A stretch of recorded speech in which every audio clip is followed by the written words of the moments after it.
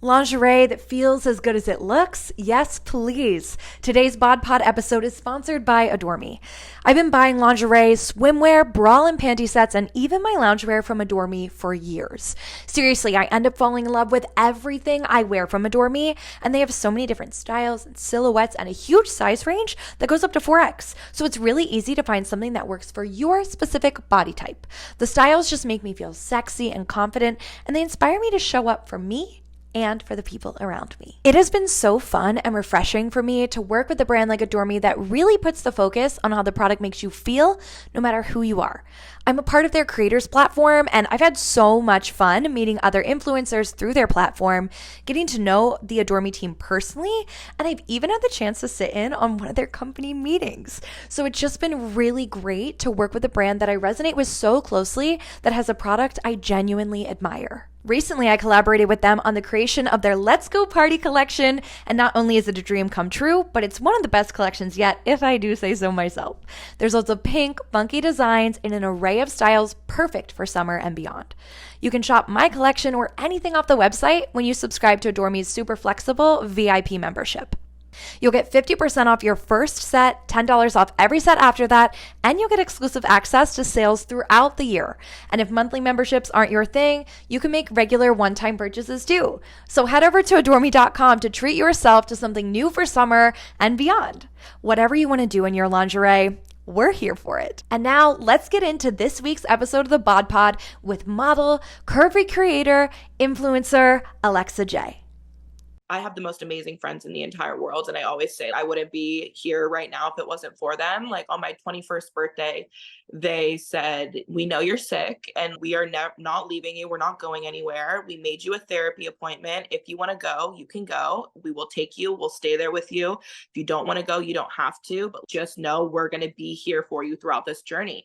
And I went that day and I never looked back. It was the hardest thing I've ever been through ever, but I truly think like the universe made me go through all of this so I would have understanding and be able to truly love myself. Welcome to the BodPod, the podcast where everybody is welcome. I'm your host, Rachel K. Grimm, and each week we welcome old and new friends to talk all things body image, self-love, and confidence. This is the BodPod. Lexi, I want to make sure I have a great on-point bio for you. Obviously, I know that you're an LA-based model. You've been doing this for about 2 years. You are on both TikTok and Instagram.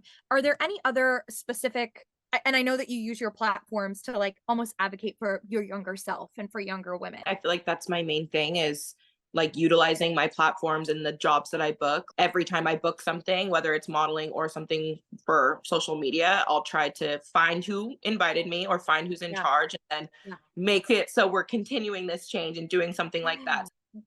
I love that you said that because that's so something I want to talk about. The idea of you are someone who is bridging a gap of inclusivity, right? Like you are showing other women that it's okay to show up. And you are showing these brands that it is okay for women that look like you to show up. They need to be a part of these spaces, need to be a part of the conversation. So 100% totally want to touch on that. I really want to touch on the fact too that you're in LA, and I get this here in New York, but I feel like in LA it might be even more like hyper awareness around bodies and a very specific type of beauty norm, and how your body, my body, so many women's bodies, right? We don't classically represent that like beauty standard. And so I really want to talk about you living in this space that it really hyper brings awareness to that classic beauty standard and how you represent this like new, I don't even want to say new beauty standard because it's not new. Like it's been a beauty standard. It's just one that we're finally showing. Really know what you mean. Exactly. It's hard to say because you don't want to say new beauty standard, but it's honestly true. I always say you don't need permission to love yourself. I always thought that's how I felt growing up, is that I needed validation. I needed guys to like me, or I needed cool girls to want to be my friends, or people to post me on social media, whatever it was, some sort of validation to tell me, oh my gosh, it's okay to think you're pretty. And you don't need that. You can think you're pretty and you can look however the fuck you look. No, I was talking to someone recently. We were talking about it in regards to sex and relationships, but really the idea that every body type is someone's type. We love to think that, oh no, you have to be like white, blonde, size 2 tall And that is the type. Okay, maybe that is someone's type. Yes, totally recognize that. But that is not every person's type. And like, it's absolutely okay to not be that person's type. There really is someone for everyone. You know what I mean? Absolutely. Have you seen that horrible woman on the internet that says like how to get a high value man? Have you Yes. seen? Yes. She's literally the worst. I'm like, you just like Literally. one day and decided you knew things. You don't actually know anything. I But know. I think that's just one of the most damaging things for someone to say on the internet, especially for young women to see, because they see, oh, I'm never going to get a man worth value because I live in a bigger body. That is the most untrue thing I've ever heard in my life. I know so many women that are the happiest, most successful women I've ever met in successful relationships with high value men. And they are a high value woman. It doesn't matter Yeah. what you look. If you think that your appearance takes away from the value you have as a human being, then you're not on a good frequency. I don't know if you follow Ken Urich. I think that's how you say her last Okay. name. Yeah. Yeah. She's on TikTok, but Yeah. she always says my looks are the least interesting thing about me. And I Yes. love that because that's so true. That's the least interesting part about me. If you want to bash my looks, go for it, because you can't bash my intelligence. You can't bash the woman that I am, the friend, the daughter, anything like that. So if you want to go for my looks, go for it. I also make money off of it. So it's not even valid to me. I don't even care. Preach, literally. Like, I think about that all the time. I'm watching the new season of Love is Blind, and have you seen it? No, but I've heard like this weekend is going to be my weekend to watch it and finish it. Like I just need to. Girl, I've heard it's crazy. I've heard it's so good. it is wild. We interviewed Deep T from season 2 of Love is Blind during BodCon, and her story is wild because she came from this relationship that was he was bashing her behind her back constantly to the cameras and to castmates, and we thought that was like so dramatic, and it was terrible. This season, it's 2023. Why are we commenting on people's bodies like this? Why are we talking about looks? There is so much conversation that is around people's appearance, and which really makes you question, is love blind? There's so many people who, I don't want to spoil it for you or anyone listening, but people who have a great relationship in conversation, but then once meeting, it completely changes. And it's what is the defining thing here? And oh, I can't wait for you to watch it. Wait, so but on this season, is it kind of women talking about men, or is it both ways still? I would definitely say it's more women speaking about men. Okay, Like, I've seen like little TikTok clips, and I was just like, yeah, what is yeah. going on? You will watch it and you will think, really? Really? I'm like, do That's people not know they're being like filmed? I'm like, I'm sorry. I hate saying that because I know it's like reality TV and you're supposed to be real, but I'm like, think just for a second. You're being recorded. I just don't right? even, it doesn't make sense to me at all. I can't wait to hear what you think about it. But I guess I should intro you because we're Okay. away having a great conversation. Everyone, thanks for listening so far. Yes. I'm This so is happy to be here. Yes, this is Lexi Alexa J. She is an LA-based model, content creator, and she's giving us all the confidence boosting body confidence resources in the work that she does both online and in media, and she advocates for her past self and women who look like her, giving us all the permission to show up in our bodies. I'm so glad you're here. Based on how this conversation has been so far, I just know it's going to be a great one. So I'm seriously, so happy to be here. And thank you for such an amazing intro. I want to talk about when you first realized, hell yeah, I am that girl. I can show up like this and I can represent her. I can represent women who look like me. You have these iconic bikini photos on Instagram, girl. You're like killing it. And you really give other women the permission to show up like that. So, did it start with a bikini photo? Where did it come from? Thank you so much, first of all. I think Sure. still just like anyone else, it still takes a lot out of me to post a bikini photo. I know I look good, but it's still, I get the text from my dad. He's, what the fuck was that? I'm just like, oh my God. Yeah, just don't Yeah, look. I'm like, not a good day to be on the internet today, actually. Try again tomorrow. But it's so funny that you say that. And I feel like so many people comment on that about me, about my confidence, and they always ask like, where did you get it, how did you get it, all of these things. And I'm always very transparent of that. I was probably one of the most cripplingly insecure people on the face of the planet for a majority of my life, and I feel like this change has really happened for me in the past like 3 years. I grew up in a predominantly white town. I was one of the only Black girls, and just my body was always different. My hair was always different. My family was different. Everything was different. And it was like a time where race really wasn't talked about. I feel like I grew up in a wealthy town as well. And so luckily everybody was very educated.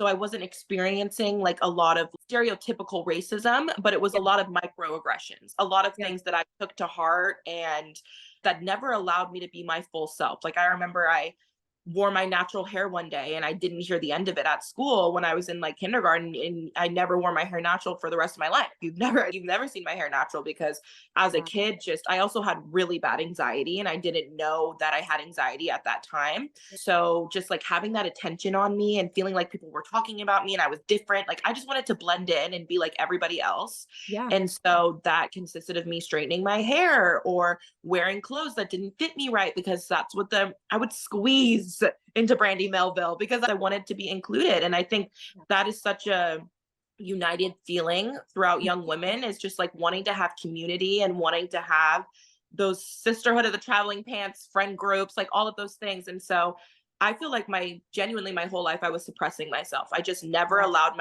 myself to be who I wanted to be because I didn't want to be different.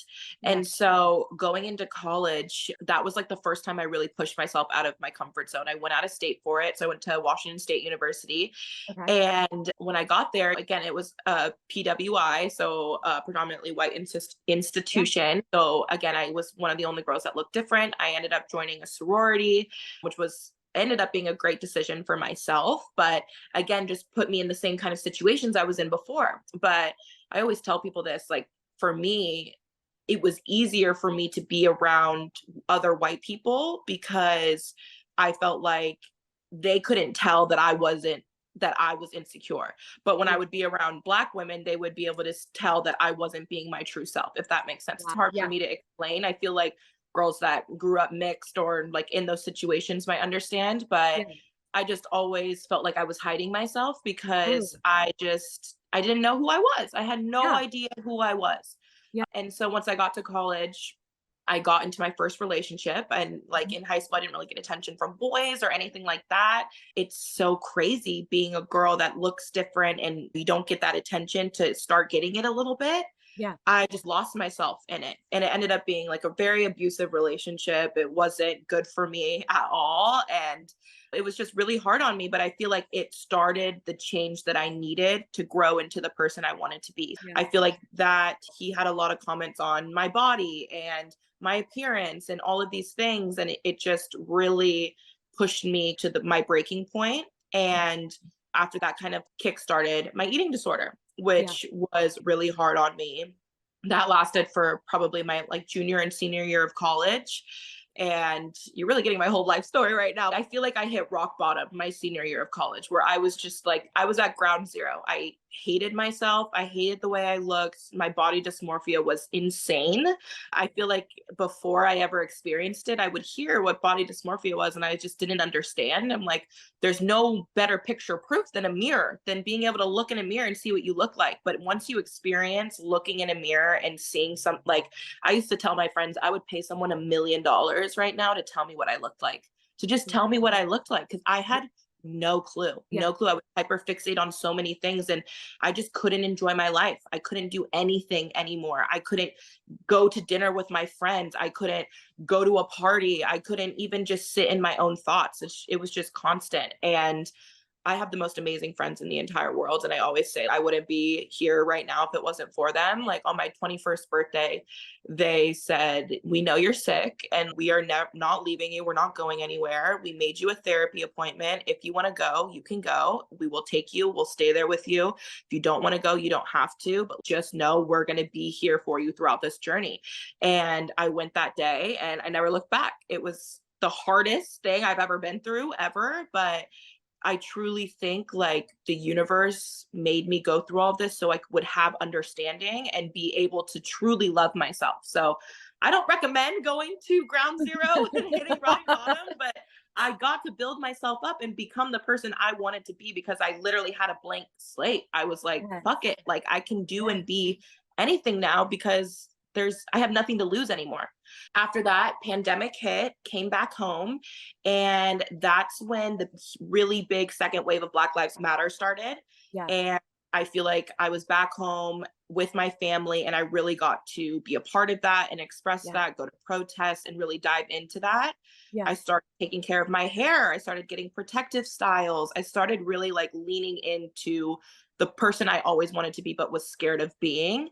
And then I just started realizing like I was glowing, like literally glowing, like I was gaining weight again. I was healthy, like everything started working out for me. And I just could tell the universe was rewarding me for the work I was doing on myself. It was so hard.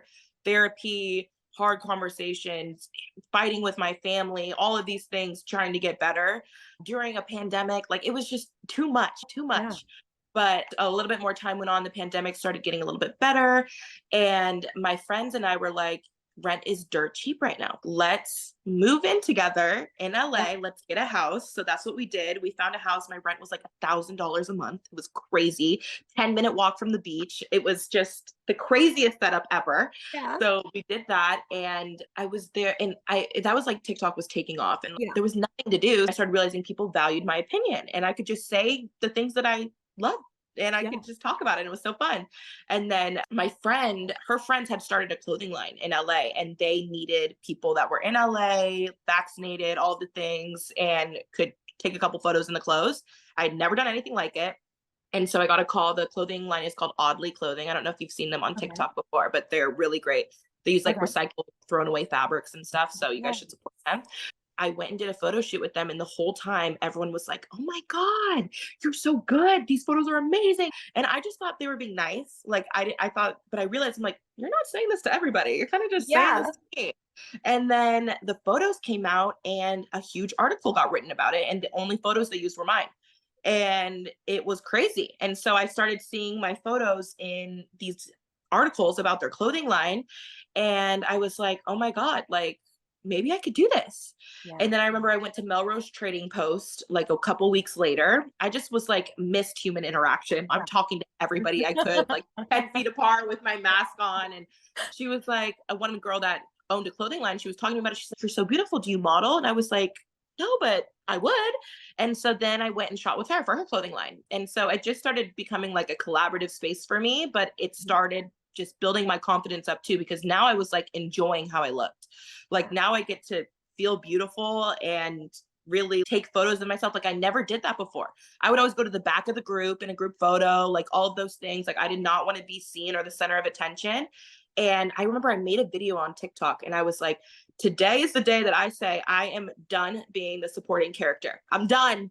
All I've ever done is support everybody. All I do is build everybody up, tell everybody else that they're the best. And like, why do I not do that for myself? I deserve the opportunities. I deserve to do all of this. I deserve to be the it girl. I deserve all of these things. And so I said that video and I swear to God, my life changed from that day on. Oh my gosh, I have chills. Oh, I've been talking about this in a long time, but it's a good story. I think what's wild is that you go from absolutely hiding yourself, not loving who you are, how you look, and always trying to hide it, always trying to assimilate, always trying to be and look like everyone else. And in doing so, you're so unhappy, right? And when you finally embrace who you are, how you look, the opportunity just like flows to you. The goodness flows to you. It's like you said, I saw this glow in myself, and it's like the world saw a glow in you too. My dad loves to say, your mess is your message. I feel like your mess. Yeah, I know, right? Wow. I can't take credit. It's his. That's a good one. Your mess became your message. Like it led you to literally now what you're doing. Like this part of you that, like you said, on your 21st birthday was like such a low, at your lowest low. And now if 21-year-old you saw you now, she'd be like, oh my God, what a 180, you know? What a 180. Even if like my like 10-year-old self saw me, she would pass out, like literally pass out. She'd be like, what the hell is going on? That's me. I just think about that and it's crazy. It's really crazy. Like I think about people I looked up to growing up, and I feel like Zendaya was the only girl really, like maybe Raven Simone a little bit. Like I watched That's a Raven growing up, but like other than that, like there was no one. Like I can't think of it. Models, like no, I can't think of anything. now you are someone that like someone can see and they can be like, oh, Lexi's doing this, so I can too. Even if it means wearing a bikini for the first time. Like being able to see someone doing what you want to do that looks like you, again, gives you permission to do it. And Totally. you are that permission, girl. I love it. Women will do that for me too. Sometimes I Yeah. get down on myself. I went on a date last night and literally I just for hours, or I would say the whole day before, all I was thinking was like, is he gonna think I'm fat? Is he gonna think I'm fat? Is he gonna think I'm Wow. fat? And I hated it because it's hard because I love myself. Like I love myself. Like I don't think anything badly about myself. And at the same time, like if a man didn't like me for that, then don't like me for that. You're Yes. not someone I want to be with anyway, but it's just such a crippling fear because this world also isn't safe for women sometimes Yeah. that don't look like the beauty standard or whatever it is. I've experienced being discriminated against because of what I look like. And it's hard to put yourself in these new situations with people. I remember for so long, I wasn't even letting myself entertain date certain guys for dating because I was like, oh, he would never like a girl that looks like me. He would never like this. And it's like, why am I limiting myself? Why wouldn't a guy like me? Why wouldn't he? I can't even think of how many missed opportunities, whatever, but missed opportunities I probably had in dating. I still have these conversations with myself in my head and these thoughts come. But one thing I really worked on with my therapist is breaking down these bad thoughts that I have and figuring out what the root is. And I've always realized the root of it is misogyny. I don't know if a lot of women realize how much internalized misogyny we have and we use against ourselves. Yeah. How would I be better attractive for a man rather than how would I live in my own beauty and enjoy my own self and my own life? I'm always going out and I'm like, okay, I need to make sure my boobs look good and my waist looks small. And this is what happened. And then I show up to the function and I see this beautiful woman wearing baggy clothes and the coolest sunglasses and all this stuff. And I'm like, if I just would have worn what I would have worn for myself, I would have felt so much better. Why did I do this every time? You brought up discrimination, and I feel like you have been very vocal on your platforms about it. In particular, you shared a moment where you were denied access to a space simply based on how you look. If you feel comfortable, I'd love to dive into that conversation because I think it's so important to touch on because you're experiencing this. And I just had a friend literally last weekend. She texted us all and was like, hey, I'm not going to be able to make it. I was just at another space prior and I was turned away. The person literally was like, just totally bashing her body. And it's so upsetting to be like, we're in 2023. We are showing all types of bodies. We are recognizing that all bodies are the beauty standard, yet this is still happening. And so I would just love to talk a little bit about that experience for you. And as you said, you can be such a confident person and still have those days and those experiences that make you feel like you are not worth it, that you aren't that main character. How do you bounce back from an experience like that, that where you're feeling your most confident self, you're sharing your confident body online, and then that situation happens to you and really I'm sure it could feel like it's knocking you down a few pegs? That is such a good question. I want you to know I've done like probably 30 interviews about this and no one's Yeah. ever asked me that. That's such a good Oh, question. thank Uh, you. and you know what? I think it's still in process right now. I think I did myself a really big favor while it was all going on, not listening or reading the negative things. I knew my truth. I knew what happened. I knew I was disrespected. And obviously, there's always going to be people on the internet that don't agree with you or want to tear you down or make you feel bad. And like, I just put them in that category of you're not a good person. If you see a girl crying on the internet after an experience she had and you can't find some way to relate to them or feel for them or something like that, then I feel bad for you that you can't have empathy for someone in that moment. And so I personally didn't watch any. I know a few men like made videos about it and stuff, and I just didn't watch any of them because I just knew like it just was going to make me really upset. And I just didn't want to be a part of that. Yeah. And so that was really hard though. I've never been like that. I read every comment. I do my due diligence on everything. Yeah. So it took a lot of self-restraint to not do that. And then I think the other thing was I just gave myself a lot of grace. And I tried during the situation to just really do what I was comfortable with. There's a few interviews that Ella did. Ella was the girl that was with me during all of it, Yeah. that she by herself without me there because I just wasn't comfortable or I wasn't feeling 100% that day or something like that. So she would, if she felt comfortable doing it, she would. And then I think afterwards, like I really took a break from my life. I wasn't going out. I wasn't doing anything. I was just trying to heal a little bit. And I Yeah. think that's important too, instead of just being thrown back in. Because I knew like before, when people would come up to me, they would say, I love your TikToks, or I love this campaign you did. And now I knew it was going to be, I saw what happened at the club. Yeah. Tell me, like, are you okay? Blah, blah, blah. And it was something that every time I thought about it, I cried. So I was like, Yeah. I need to get mentally okay so I can go in public again, have people approach me and not have a breakdown. Yeah. And I think I'm just lucky that everyone in my life had an amazing reaction to it. My parents were fantastic. My dad was like, do you need a lawyer? What do you need? Do you want me to pull up to the club? What can I do? Go, Dad. Yeah, exactly. And I'm like, no, he actually would cause some damage. So I'm like, no. And then my friends were amazing. One of the main comments that everybody would say about that situation, they're like, those girls were not your friends that went into the club. And I'm like, they weren't. Like, I didn't know them. I have no idea who any of those girls were. If my friends were there, it would have been a different situation. Yeah. And I'm glad my friends weren't there, because when social media at this age, like, I don't need a video of me cursing some guy out and doing all the whatever. Like, I knew that what this guy did was horrible, and I just needed to get myself out of the situation, and I would deal with it tomorrow. And I told them that night.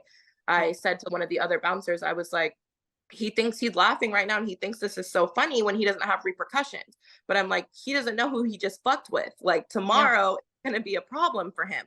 Yeah. And yeah, I think luckily so many amazing and important people in the community too, and like the social media space and in Los Angeles supported us, which was incredible. One of the most amazing people I've met, her name is Marsha. She's one of the owners of Hwood Group. She's an amazing podcast too called Marsha. And she is transgender. So she was relating like being in the club space and all of these things as someone that's also different than others. Yeah. And it was just amazing. And she owns clubs like Delilah, Nice Guy, all these things. And so I was like, it was just like a really nice FU to Highlight Room, because I was like, I don't literally need you at all. And some of the like most beautiful pop-in hot girls in LA are like, I'm never going there again. And that's all I needed. That's all I needed. Yeah. All I needed was like, you want to do this? Guess what? No more hot girls at your club then. Yeah. No more hot girls at your club. If that's what you're gonna, it was just ridiculous. And I remember people were like, should we pull up to the club? Like all the big girls, should we get a table and make them uncomfortable? And I was like, we're not giving them our money. No. And we're not giving them any more attention. Like they don't need any, we're not going there. Like that's our best revenge. At all. Like no access to you to, no. Done. Totally. But back to your original question of like healing. I feel like I'm just really blessed that like I have my world, which is my 3 best friends that I live with, my family, and then like my other like friends and stuff. But like my family and my roommates are like my main people. And so when other shit's going on, like I can literally, if I turn my phone off, it doesn't exist anymore. Like it's back and I'm back here. So I just really zoned in on what reality is. And it was really hard because the first thought I had was about my eating disorder after that happened. I was like, wow. And it was the first time I had thought about relapsing in 2 years. I was going to ask you that. Yeah, that's wild. It was really hard. And that's what I just couldn't believe, that a 10-minute interaction had that power to take that from me. All of my success, all of the change and hard work I put into myself. And I thought about it. I can't believe I'm feeling this way. And how am I going to let this man do this to me? And I was like, I will not let him. I will not let him take this from me. I am so happy right now. I am successful. I have great relationships. You don't get to take this from me anymore. And so it was a mindset, really. And it's so hard to say because it's like, it's not easy, but it had to be me being like, I am not letting this ruin me. I am going to push through. I am going to be okay. And you know what? My career got even more successful. So he can suck it, because whatever, that's just what it is. I just zoned in on me and poured into me. And that's my best revenge, is like now when you walk down the street, you have to see me on a billboard and you have to remember that you did this to me every single day of your life. So enjoy that. That is the moment. That is the moment. Here is my best revenge. Showing up as my best me. Look at me on this billboard. The most like incredible opportunities coming from me from this, again, mess turned into something absolutely incredible. So empowering. Oh my God. And I think That is our most powerful tool, ladies, is our mindset, truly. Like, men can do the most dirty, disgusting things to us, but all we have is like our mindset and our perspective on things. Yeah. And it's so much easier said than done. But like trying to, like you said, what was the saying? Turning a mess into your message. Yep, Yeah. exactly. You got I it. think that is the most perfect thing you could possibly say, of just trying to take a bad situation and being like, think of it from a PR aspect. If that's what Yes. you want to think of it as, this horrible thing is going on. How can I switch this to benefit me? What can I do? And that's what me and Ella did. We were like, okay, let's do this. Whatever we need to do, we're gonna do. Still haven't gotten an apology from them. Still haven't had anything.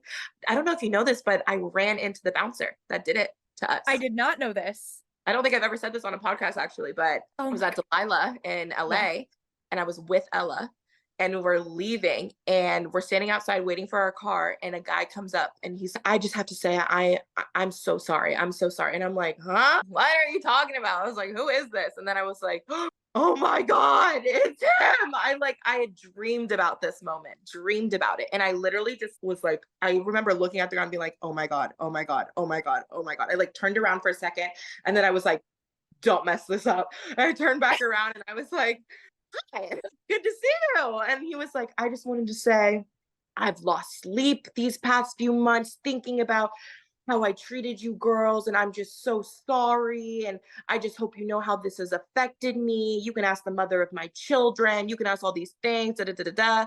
And I was like, how has it affected you? How has it affected you? I was like, I never used your name. I never used your photo. I never said anything about you. I only named the club. So wondering how it affected you. I'm like, you're clearly still working. I see you right here with your cap on of your company and all of your things. Like, you're fine. So what's up? And he did the classic gaslighty men thing of, you don't understand. Like, this was really hard on me. This is how I make money. Like, and I was like, I don't feel bad for you. Do you know what you did to me? And I was like, you said you have 2 daughters. I was like, I hope that no one on this earth ever makes them feel how you made me feel that night. I bet you raise your daughters to say that they can be and do anything that they want. And you at that night told me that I wasn't good enough. You told me I wasn't good enough to be somewhere. Imagine someone saying that to your daughter. And I looked him in the eye and I said that. And he had nothing to say, because what are you going to say to that? What are you going to say to that? And so I feel like and at the end of the day, I was like, I appreciate you coming up here. I'm going to shake your hand. I'm sure we'll run into each other again. I respect you for taking this opportunity to apologize. Yeah. But I was like, I hope you learned your lesson.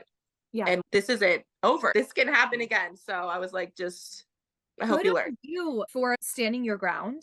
Not that I would expect anything less, honestly. But like, honestly, I blacked out part of it. I was like, bet. I don't know what's going on. But what a great point too, as a woman who advocates for her younger self and other women to see themselves in you, to call this person out and say, your daughters literally look to women like me, like to feel represented, to feel seen, or if not you, like other women. And so the way that you treat someone, almost being, it's unfortunate that you have to give someone like that vision for them to be like, oh, through my daughter's lens, but like, true. Like, how would you feel if that were the case? And I think that's just so important when we're speaking towards people's bodies or even about our own bodies, like speaking in ways that what we say and what we do, like, it's not just like us, that like actually has a catastrophic effect on other people. Our words truly have power. And I think it's just incredible that in that moment, you were like, no, I am not going to let you take my power. And I'm also going to stand up for the power of other women, even if they are young women who are related to you. Like, I'm going to let them have their power too. Totally. And I feel like when might be bad to say, but like when men lack empathy, you need to involve their life to like make them see it. I'm like, how is this not clicking for you? What do you need me to say? Yes. I had a situation recently where I said to someone who has 2 daughters, I was like, very different situation, but I was like, someday your daughters, your young daughters are going to be my age and are going to be like facing, hopefully not, we can hope that the conversation is very different and these things don't happen, but based on how it's been for women, like they are going to face something simply being women. Think about how it would affect them. You would never speak to your daughters that way, or your wife or your partner. So why speak to anyone else that way? I love what you said earlier too about like always acting in this like main character energy. And I think if we all thought about that, like how does the best version of me show up? If we all just woke up one day, every single person were like, I'm going to be a good person today. What a nice world we would be in. The bare minimum of just being a nice person. It would just be Literally. but that's why there's amazing people like you, like me, and like all of these other people. Like I feel like even there's the pros and cons of social media, but it does an amazing job of finding like the diamonds in the rough and shining a light on them and giving them opportunity to spread their message or whatever good they have. I think, as we've said multiple times, there is such validation in seeing other people who have experienced things like you. Even thinking of my friend who recently experienced her situation at the club, to know that like she can look to women like you and be like, oh, she's been through that too. Not that it makes the situation better, because it doesn't, but she can at least be like, I'm not the only one.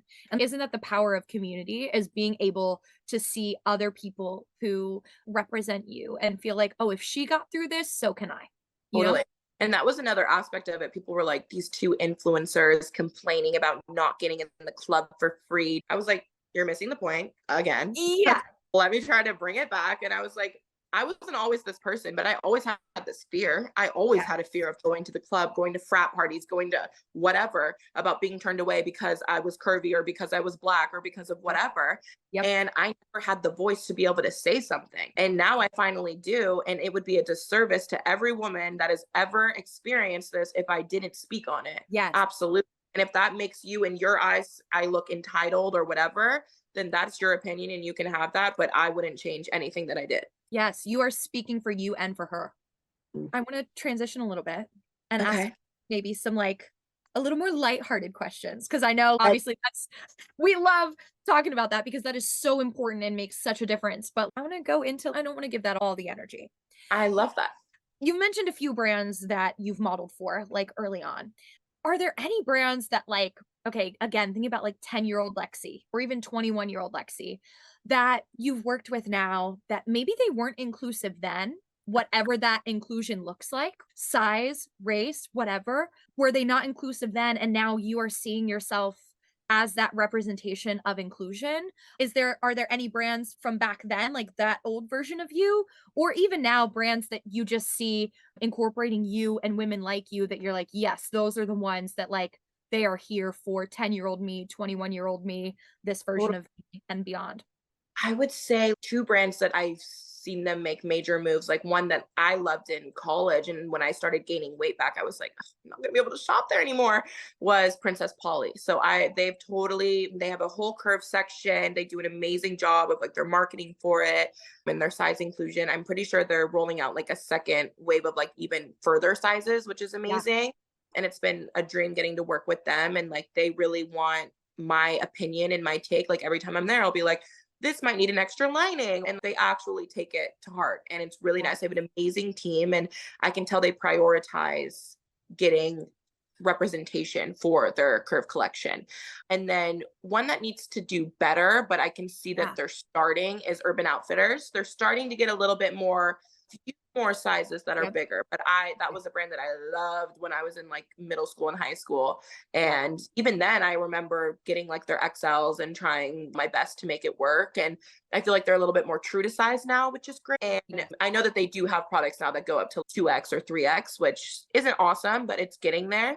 And I feel like situations like this podcast where you talk about it, or making TikTok videos or things like that, putting pressure on brands is how we make a change. Yes. It's hard. Like I've talked about it with people before. It's scary, especially I think being a Black woman in the space. You want to use your voice, but you don't want to use it too much. Like people will be like, oh, she's just negative, or she's aggressive, or she's this, or she's that. And that's a microaggression that people might not even know that they're leaning into. But I was always fearful of, okay, if I spoke out about how disappointed I am in this brand, is that going to make other brands not want to work with me? You would hope and pray these brands would be like, we need to do better, rather than being like, oop, don't work with her, she's problematic. Yeah. I try my best to do a nice balance of trying to be like, these are the goods and these are the bads and whatever. Yes. But I do think it's really important. And what I try to do is, sometimes I know that social media isn't the right way to go. And so if I can have a one-on-one conversation with a brand, I would love to go that route more, 100%. Whenever I'm invited to an event, I will go and find the person that invited me, or like the people that work there, or our head of whatever. And I'm like, I just want to say thank you so much for inviting me. It's so important that you're being inclusive and that you have curvy representation, Black representation, whatever representation.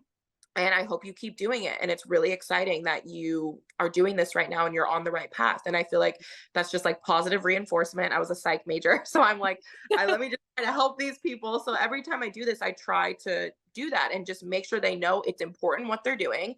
Yeah. And I think if we really want to see a change, the skinny white girls need to start doing that. They need to start speaking up and saying things, because it's actually ridiculous seeing like the same influencers going on the same brand trips, doing the same thing. Yeah. And it's obviously an amazing experience, and you don't want to rock the boat and you want to be able to go all over the world for free. But I don't know. I feel like it should weigh on your conscience a little bit if you're just seeing that this inclusivity is not there at all. And I would hope that they would speak up, because those are the voices that really get the attention. We recently had a conversation with Bella Gerard and then a separate conversation on the pod with Curvily.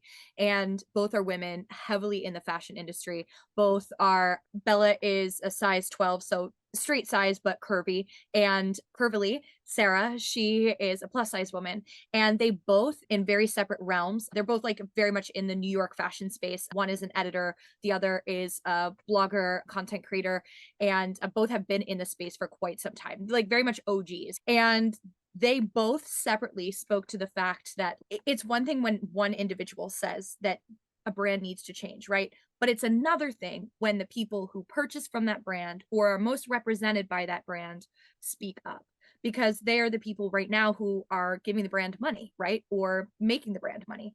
And so for them, like, they actually have an impact with their words, because ultimately brands are concerned about where is the money going to come from. So if these people right now who are the money makers or the ones impacting the brand decision, if they say, no, we need representation, or we need these people to be here, those brands are actually going to listen. Or even, we need these sizes. That was a big thing we talked about with both of them, was it's not just the job of women in the plus space to say we need plus representation. It's, as we said, like the skinny white girls or the straight size community too.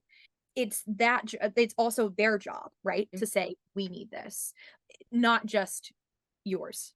I feel like the most perfect example of a woman that does that is Rihanna.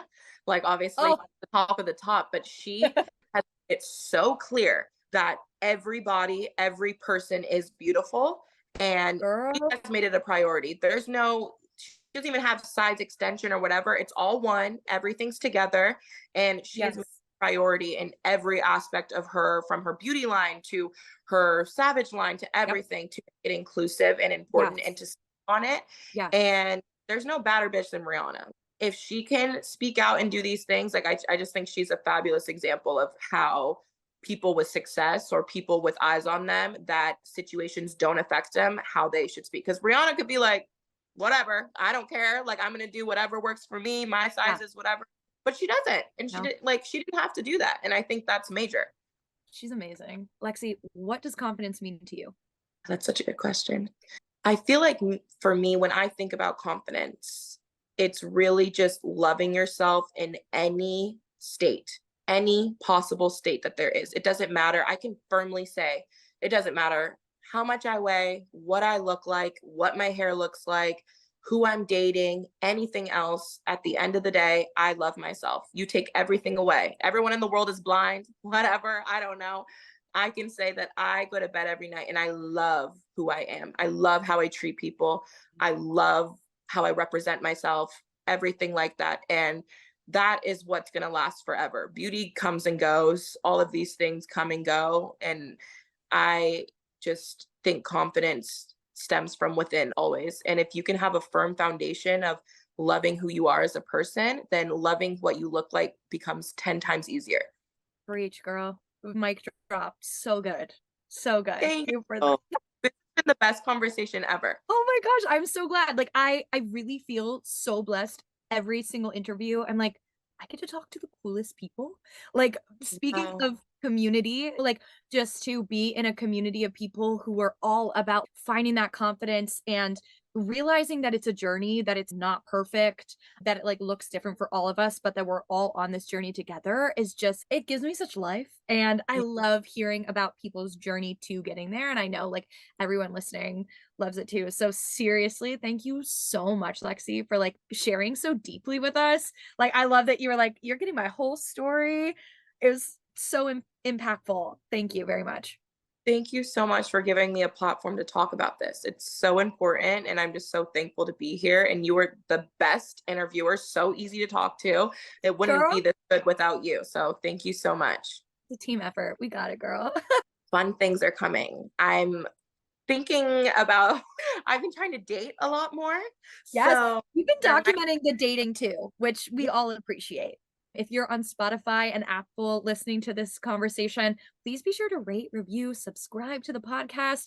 Let us know what you like and that you're here so that we can come back every week and bring you confidence boosting conversations just like this. Also, if you want to see visuals, us just like having a good time, go ahead and follow us over on YouTube at the BodCon. We also are on Instagram at the BodCon, where we're always sharing confidence boosting and just like fun messaging. And particularly in the BodCon app, where we're having conversations like this in real time. We would love to see you there. Thank you all so much for listening. Lexi, thanks again for being here. And Thanks so much for joining us today on the BodPod. We release new episodes every week, and we're available on all podcast streaming platforms and now YouTube too. Subscribe to our channels to be the first to know.